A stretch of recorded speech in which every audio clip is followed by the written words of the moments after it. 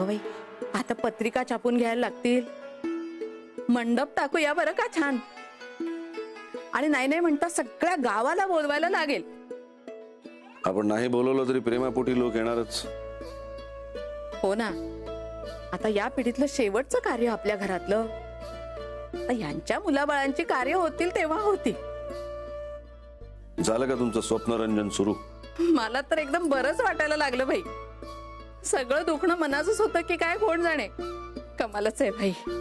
तुम्हाला बरं वाटावं हाच आमचा हेतू आहे. पुनर्वसू, उर्मी, मी पण बाई नाही नाही ते बोलले हा तुम्हाला. मनाला नका बाई लावून घेऊ तुम्ही. माई असं आम्ही काहीही मनाला वगैरे लावून घेतलेलं नाहीये. मी पण नाही आणि उर्मीने पण नाही. तुम्ही आता आराम करा आणि लवकरात लवकर बऱ्या व्हा. अगं हे काय, तुमच्या लग्नाचं ठरलं आणि मी बरी झाले. माई तू आता आराम कर बरं. आता तुम्ही जा सगळे, त्यांना जरा पडू द्या. हो.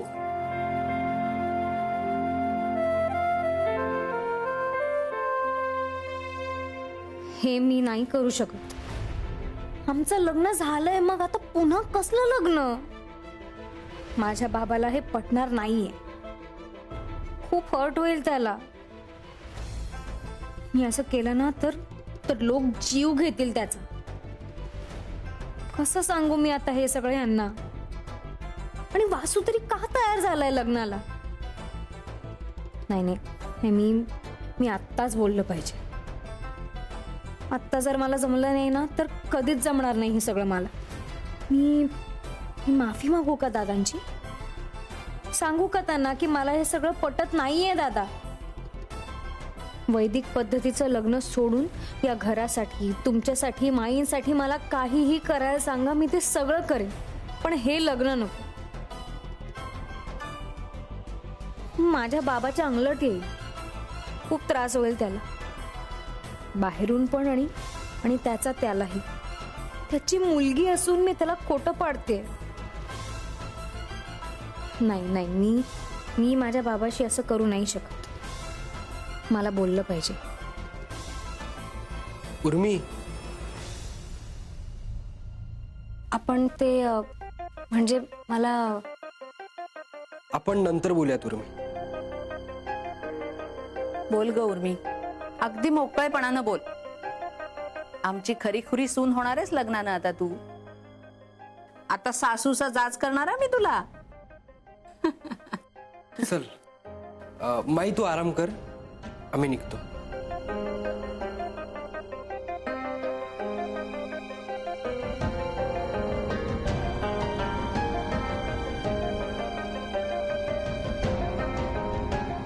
उर्मी,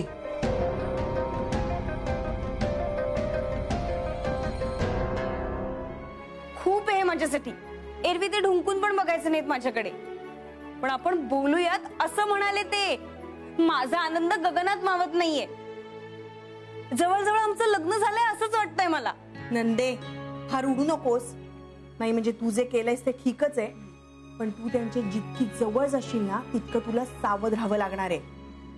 म्हणजे तुझ्या मनात खरं काय आहे हे त्याला कधीच कळून देऊ नकोस.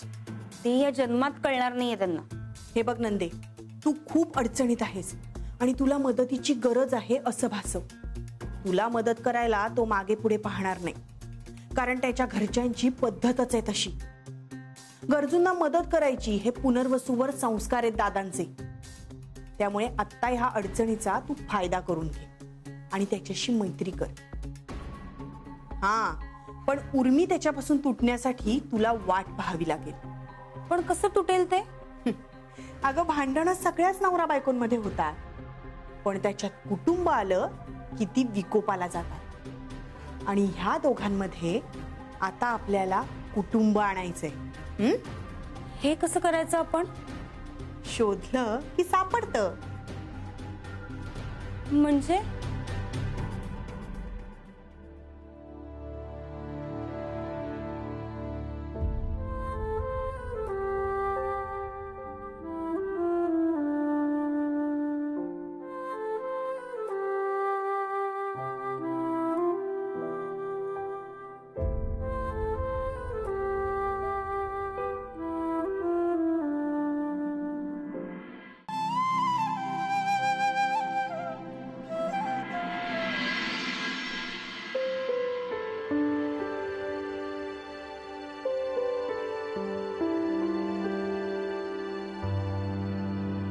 कविता करायला लागलात की काय पुन्हा?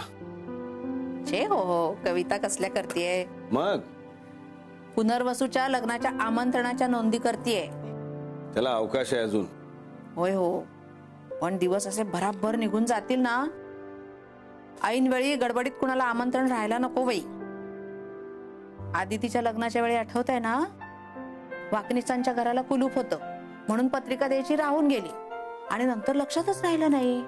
वाकणीस वहिनींनी बोलून बोलून माझा जीव काढला हो नंतर अगदी.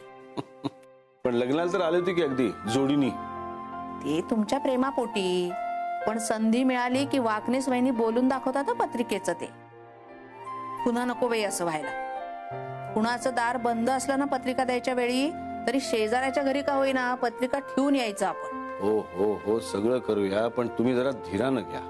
एवढी कशाची घाई नाहीये. अजून त्यांच्या पत्रिकाही जुळवून पाहिल्या नाहीत आपण. त्या जुळतीलच हो, खात्री आहे माझी.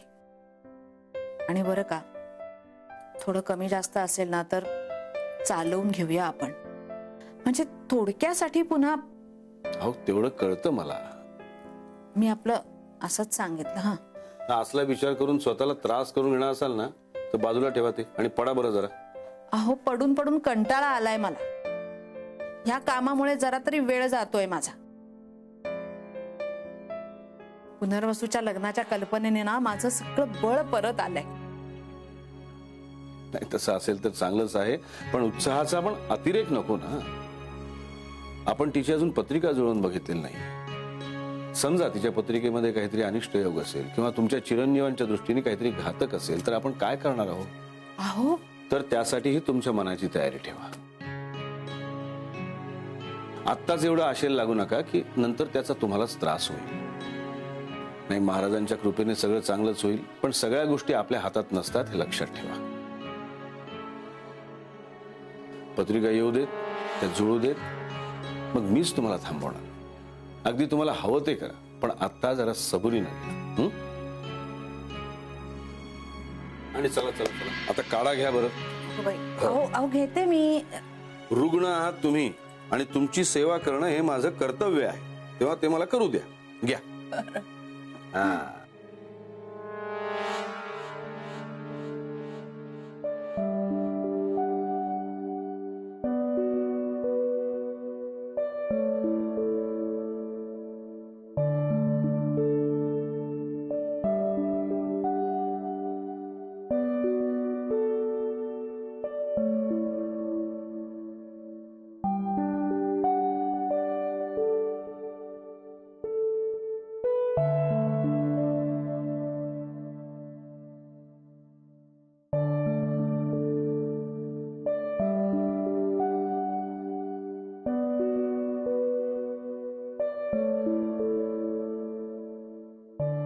बोलूया आपण.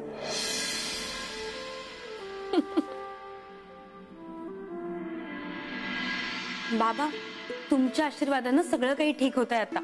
यांच्याशी काय काय बोलायचं, तो विषय कसा वाढवायचा, हे मी मनातल्या मनात ठरवून ठेवलंय. आता तुम्ही बघाच, ह्या घराच्या तिजोरीच्या किल्ल्या कशा मी कमरेला लावून फिरते. नंदे, आत्या, आत्या, नंदे, अगं वाघ मागे लागल्यासारखी काय आलीस धावत? नंदे, दादा लग्न लावतायत. कोणाचं? वासू आणि उर्मीचं. काय?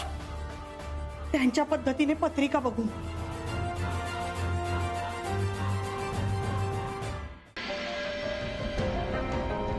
भाऊ काय झालं? हे बघ पुनर्वसू, मी पत्रिका बनवणारा तज्ञ नाही. आमचं काय होतंय ते सांग. मला माफ करा, पण तुमची पत्रिका जुळत नाही.